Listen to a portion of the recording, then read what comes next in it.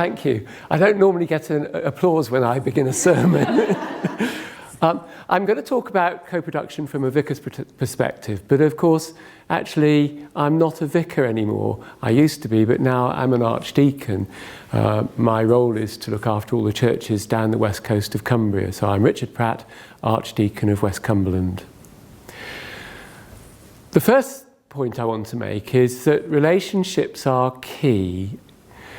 Vicars visit people and we build relationships, and that is the heart of the way that I've approached what I do for working together, for co-production, as it's been the heart of what I did, for example, when I was communications officer for the Diocese of Carlisle. You can see relationships changing. When we started off on this jaunt, as you might call it, where people sat was very interesting. It was almost like different camps. Down one side of the room would be the NHS, and down the other side of the room there'd be the community. And they almost wouldn't sit down until they'd all arrived together and could sit together. Now, people sort of mix up much more in a much more relaxed way, and I think that just shows how relationships are changing. Another aspect of that is the conversations after the meeting. People sometimes fled when we started. Now, it's hard to clear the room, and in fact people want to carry on talking all the way through. Having refreshments in the middle has been good in some of our meetings, and I think we should extend that, because you've got to something, you've had a bit of a conversation, and then you think to yourself, let's have some refreshments, let's just change the mood of the meeting, but carry on the conversation in a slightly different context and format. And kindness on both sides, or all sides. It's really important, and the kindness that different people have experienced, people bringing sweeties or cakes to an event, just inquiring about each other's well-being and what's going on in the background for them. So relationships are key. The second thing I want to talk about is that a vicar sees both sides of governance. So in the church context, vicars are the professionals, and they sit with their church council to make decisions about the life of the church. The rest of the church council have a very different interaction with the church. They're not there in such an intense way, but they're there for much longer periods. Vicars come and go, the congregations stay.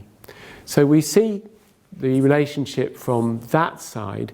But for example, when we're school governors, we see it from the other side. We're the amateurs, whereas the head teacher is the professional. And seeing both sides of that governance relationship has taught me a lot about how the relationship can work. But even more importantly, it's taught me about the value of having both sides of the relationship in the conversation. The amateur and the professional both bring something really important. And the strength of a really good church council or school governing body, when they get on well and when they really contribute their different perspectives, the strength is enormous. It can withstand all sorts of pressures and difficulties. The third one I want to mention is antennae.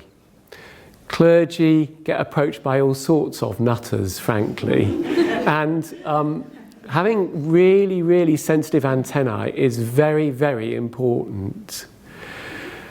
For example, I always remember that there's going to be another side to the story that you're being told. I can remember taking a funeral, not in Cumbria, and I heard one side of the story, and then at the funeral, as people were leaving and I was shaking hands, people were sort of spitting at me, and one person attacked me with an umbrella. It turned out that there was a completely another side to the story, that the person whose funeral it was had completely deserted another family in another town. And they'd all turned up for the funeral, and they were pretty cross that I hadn't mentioned them, but also pretty cross, of course, that this person had deserted them. There's always another side to the story, and you almost never hear it. And that makes you cautious when you hear things.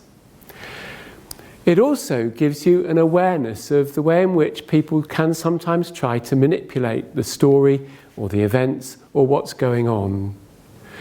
And I've ended up with a really fierce determination to be scrupulously fair to both sides of the story. And I think that's really important when you're trying to get people to work together. The fourth point I want to mention is perseverance. We have to stay with things through the pain barrier. I'm sure many of us remember a very, very, very painful meeting in one of the colleges in Workington. And it was really tough, I think, for particularly the NHS staff to hear the very negative things that were being said. And they must have felt that some of them were unfair. And yet it was also important for the people conveying those negative views to feel that they'd had a chance to say what they felt and how it was for them. And the fact that we were able to come back and meet again, to stay with the pain through the barrier, is really, really, really important. And there's a sense then of being rooted, isn't there? Churches famously think in decades or centuries, whereas politicians think in about 5-minute slots, don't they? It can be a problem for churches to think in that long time scale. We don't react to quickly enough, maybe. But it is really important to be rooted. When we were talking to the maternity review group, we talked about the anywheres and the somewheres. The somewheres are around for a very long time, and they really mind about their place.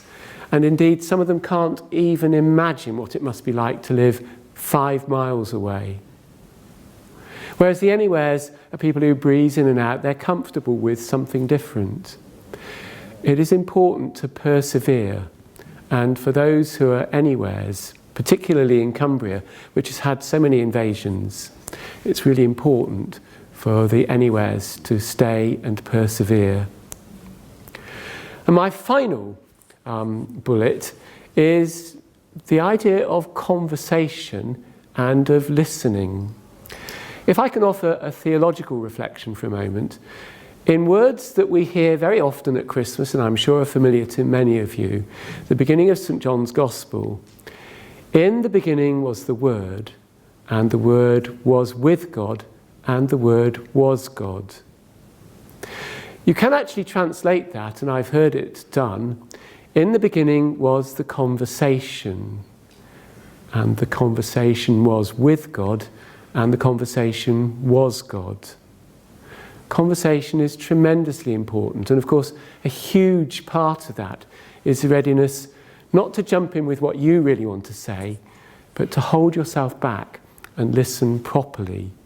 And I know in myself that I'm one of the ones who jumps in quickly, and that kind of self-discipline of waiting to listen, of allowing the other person space and time to say what they want, however slowly or haltingly, is really, really, really important.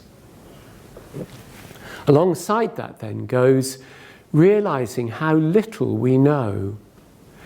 And the more you learn, the more you should learn but you know nothing at all. That brings humility, and that's really important, but it also perhaps is useful in a pragmatic way, because it can allow you to ask the really stupid question, like, what on earth does that new acronym mean? Or whatever it is. I've made it a point not to know too much about the NHS, so that I can say, hang on, I really don't understand what you're saying. I don't know what that means. Alongside that conversation and listening also goes curiosity. A really good conversation is driven by curiosity to know more about the world, know more about what the other person's saying. And surely curiosity would be at the heart of co-production, of working together, that we, the patients, if you like, were curious to know what's going on for us and for the NHS, but also curiosity in the NHS, that we're not just yet another patient on that day, but they're actually curious about us.